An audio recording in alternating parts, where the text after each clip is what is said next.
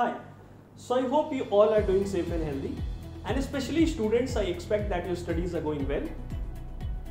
Recently I came to know that CBSE has taken a decision of reduction in syllabus due to loss of classroom teaching.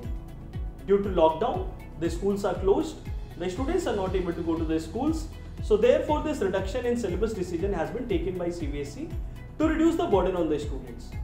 Now, I will leave it on to you to decide that whether it is beneficial to students or not.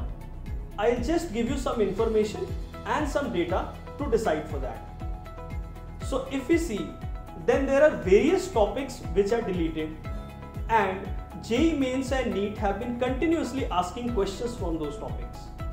To give you the exact numbers, on an average, JEE Mains and NEET are asking 30 questions each in recent 5 years from 2015 to 2019 from the deleted topics.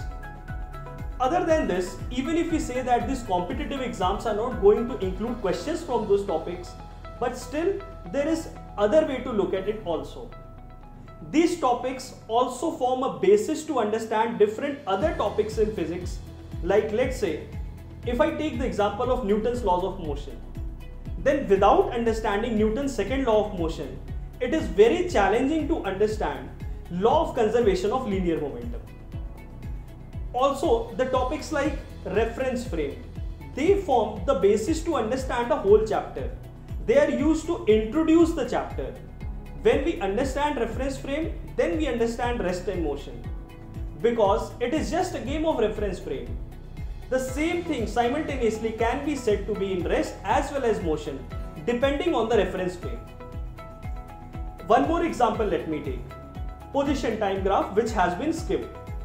So when we understand position time graph, then we understand velocity time graph, and based on that we understand acceleration time graph. The slope of position time graph gives me velocity, the slope of velocity time graph gives me acceleration, and there is a converse relation too, that acceleration time graph area under curve gives me change in velocity, the area under curve of velocity time graph gives me change in position or displacement. So you see that how the concepts are interrelated and interwoven. So therefore, skipping just one topic, I find that it will pose more challenge to the students in studies.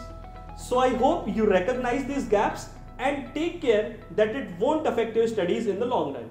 Thank you.